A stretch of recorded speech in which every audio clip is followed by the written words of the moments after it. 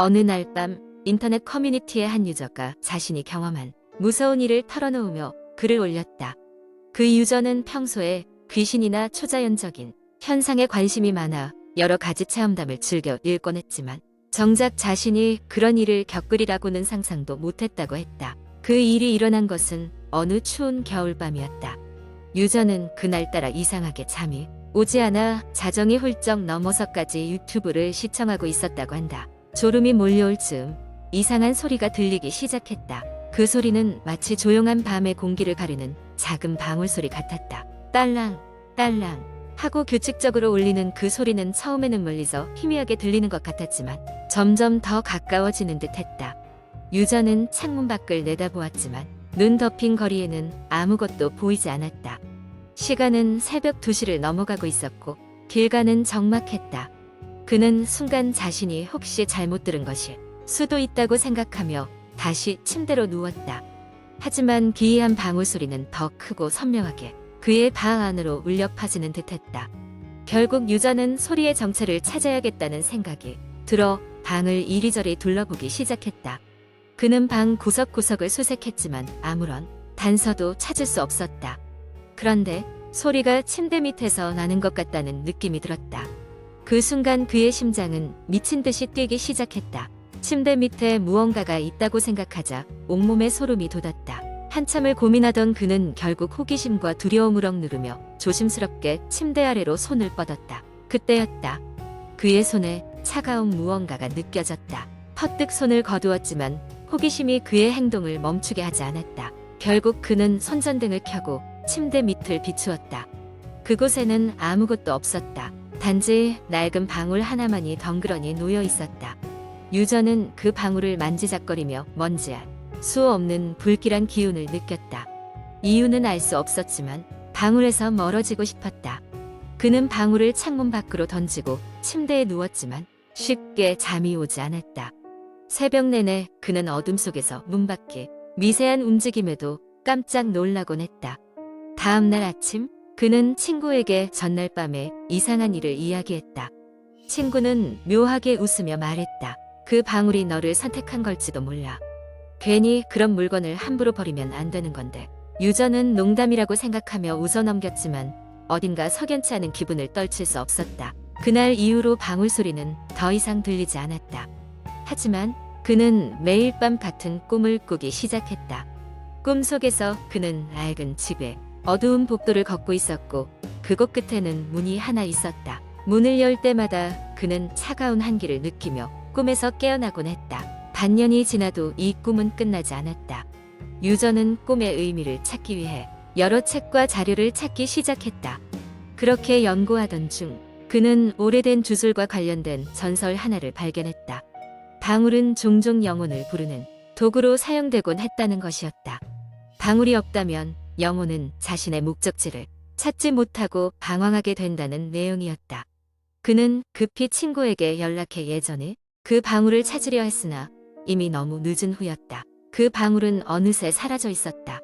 이후로도 그는 계속 같은 꿈을 꾸었고 때때로 여전히 방울 소리가 밤의 정막을 떼뜨리며 그의 기억 속에서 메아리 쳤다. 이 글을 읽는 사람 중 누군가가 그 방울을 발견한다면 절대 그냥 두지 말라. 누구도 그 방울의 진정한 주인을 알지 못하니까. 두 번째 이야기. 어느 날 밤 서울 외곽의 한 작은 마을에 사는 한 대학생인 지호는 기말고사 준비로 늦게까지 도서관에서 공부를 하고 있었다. 시계가 자정을 넘어가는 시점에서야 지호는 책을 덮고 집으로 돌아가기로 결심했다. 평소 같았으면 도서관 근처에 사는 친구와 함께 돌아갔겠지만 오늘은 친구가 일찍 돌아가서 지우 혼자였다. 마을로 가는 버스가 끊긴 시간을 알고 있었기에 지우는 급히 대중교통 앱을 확인했다. 다행히도 마지막 버스를 겨우 탈 수 있을 것 같았다. 서둘러 도서관을 나와 정류장으로 달려간 지우는 버스가 정차해 있는 것을 보고 안도의 한숨을 내쉬었다. 하지만 버스에 올라타고 난 후 지우는 이상한 느낌을 받았다. 버스 안은 유난히 조용했고 칸칸이 나눠진 좌석 대부분이 비어 있었다. 운전사 역시 지우에게 무표정한 얼굴로 고개만 끄덕였다. 지우는 가장 먼저 보이는 자리에 앉아 창문 밖을 바라보며 불안한 마음을 달래기 위해 이어폰을 끼고 음악을 틀었다. 버스는 도시에서 마을로 가는 좁고 어두운 시골길을 달리기 시작했다. 한참을 갔을 즈음 갑자기 음악이 끊기고 휴대폰 배터리가 모두 소진됐다는 알림이 떴다. 지우는 당황했지만 고지역 버스 내부의 전등이 깜박거리며 꺼졌다. 깜짝 놀란 지우는 주위를 둘러보았으나 여전히 승객은 자신뿐이었다. 그때 이상하게도 버스가 멈춰섰고 벨소리가 울렸다. 마치 누군가 다음 정류장에서 내리기 위해 벨을 누른 듯했다. 운전석을 향해 고개를 돌린 지우는 소름 끼치는 장면을 목격했다. 운전사는 앞을 보고 있을 뿐 버스를 멈추지도 않았으며 주변으로는 아무도 보이지 않았다. 하지만 문은 자동으로 열렸고 차가 한참 동안 정차해 있었다. 시간이 흐르면서 지우는 점점 불안이 커졌다. 이내 문이 스르르 닫히고 불빛이 깜빡이며 버스는 다시 움직이기 시작했다. 조금 더 가던 중 버스 뒤편에서 부스럭거리는 소리가 들리기 시작했다. 지우는 용기를 내어 뒷좌석을 돌아보았고 흐릿한 조명 속에서 무언가가 앉아 있는 것을 보고는 숨이 막혔다. 자세히 보니 그건 아주 오래되고 낡은 여자 인형이었는데 어느새 그 자리에 앉아 있었다. 인형의 얼굴은 해묵은 주름으로 뒤덮여 있었고 그 눈은 마치 살아있는 것처럼 지우를 뚫어져라 쳐다보는 듯했다. 두려움에 떨던 순간 버스가 갑자기 크게 흔들리며 마치 큰 충격을 받은 것처럼 기울어졌다. 지우는 버스 안좌석 손잡이를 꽉 잡고 비명을 질렀다. 기울어진 버스는 그제서야 긴급 멈춤 상태에 놓였지만 안심할 틈이 없었다. 곧 지우의 귓가에 도와줘 라는 낮고 희미한 목소리가 들려왔다. 순간 서늘한 바람이 버스 안을 휘감았고 지우는 정신이 아득해졌다.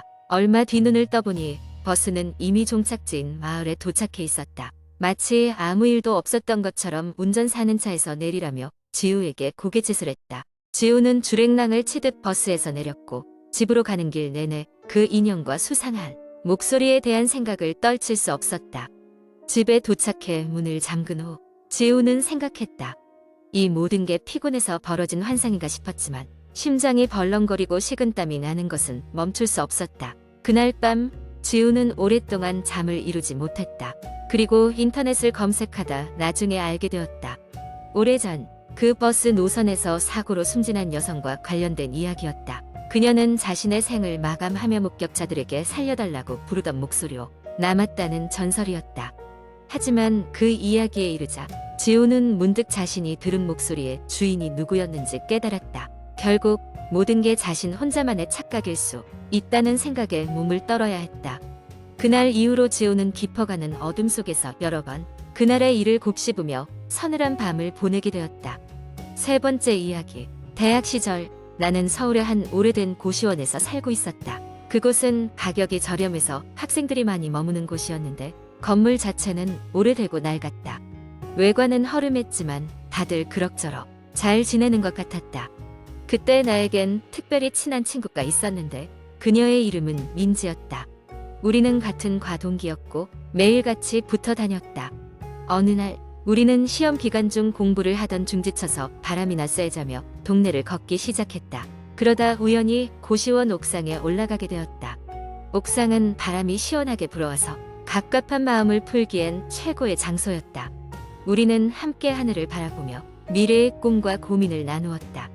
그날 이후 옥상은 우리의 비밀 장소가 되었고 우리는 시간이 날 때마다 옥상에 올라가곤 했다. 그런데 어느 날 평소와는 다른 일이 벌어졌다. 옥상의 한 구석에 오래된 나비 그림이 그려져 있는 것을 발견한 것이다. 그림은 묘하게도 우울하고 슬픈 느낌을 주었다. 색이 거의 바래고 희미했는데도 불고하고 이상하게도 시선을 끌었다. 이건 도대체 왜 여기 있는 거지? 민지가 중얼거렸다. 우린 서로를 쳐다보며 무언가 불길한 예감을 느꼈다. 하지만 별일 아니겠지 하고 넘어갔다. 그날 밤 나는 이상한 꿈을 꾸었다. 꿈속에서 나는 고시원 복도를 걸어가고 있었다. 복도는 끝이 보이지 않을 정도로 길고 어두웠다. 그런데 복도 벽에는 낮에 본 그나비 그림이 반복해서 그려져 있었다. 그래도 꺼림칙하면서도 현실감이 없어 그냥 꾸미려니 하고 넘겼다. 하지만 다음 날부터 자꾸 이상한 일들이 벌어지기 시작했다. 고시원에서 사는 다른 학생들이 하나둘씩 이유 없는 두려움에 시달리며 방을 옮기거나 퇴실하기 시작한 것이다. 사람들은 저마다 어둠 속에서 무언가 자신을 지켜보고 있다. 고하거나 몸이 마치 움직이지 않는 듯한 공포를 느꼈다. 고했다. 그리고 얼마 지나지 않아 민지가 본인이 이상한 꿈을 꾸었다며 나에게 털어놓았다. 그녀는 나와 같은 꿈을 꿨다고 했다. 삐걱거리는 복도에서 계속해서 그녀를 따라오는 나비 그림들이 있었다는 것이다. 며칠 후 우린 함께 옥상에 나가보기로 했다. 그 그림이 있는지 직접 확인하고 싶었다. 그런데 옥상에 올라가 보니 그 나비 그림은 온데간데 없이 사라졌다. 대신 그림이 있었던 자리에는 벽에 깊게 파인 상처 자국들만 남아 있었다. 마치 날카로운 손톱으로 긁어낸 듯한 모양이었다. 갑자기 소름이 돋았다. 우리는 그곳에서 얼른 도망치듯 내려왔다. 그날 이후 나는 고시원을 떠나기로 했다. 고시원을 떠나는 날 민지는 나에게 의미심장한 이야기를 들려주었다. 예전에 그 고시원이 지어지기 전 그 자리에 작은 한옥이 있었는데 그곳에 살던 여인의 혼령이 아직 이곳을 떠돌고 있다는 전설이 있다는 것이었다. 그녀는 비극적으로 생을 마감했고 그녀의 영혼은 나비로 형상화되어 저주처럼 남아있다는 것이었다. 결국 나는 짐을 싸서 떠났고 그날 이후로는 민지와도 연락이 끊겼다. 결국 시간이 지나면서 나는 그 일을 잊고 살았지만 가끔씩 그 나비 그림이 꿈속에 나타나면 아직도 식은땀이 나곤 한다. 그리고 이 이야기는 결국 다른 사람들에게도 전해지면서 그 고시원은 나비의 저주라는 별명을 얻게 되었다. 그 이후로 아무도 그곳에 오래 머무르지 않는다는 소문이 있다. 때때로 새로운 입주자들이 생기긴 하지만 그들도 곧 이상한 꿈에 시달리며 떠나간다는 이야기를 들었다. 지금도 누군가는 그 고시원에 머무르고 있을지도 모른다. 그리고 그들도 어쩌면 그 나비 그림의 공포를 느끼고 있을지도 모른다. 자신이 잠든 사이 그들의 꿈속을 떠돌고 있을지도.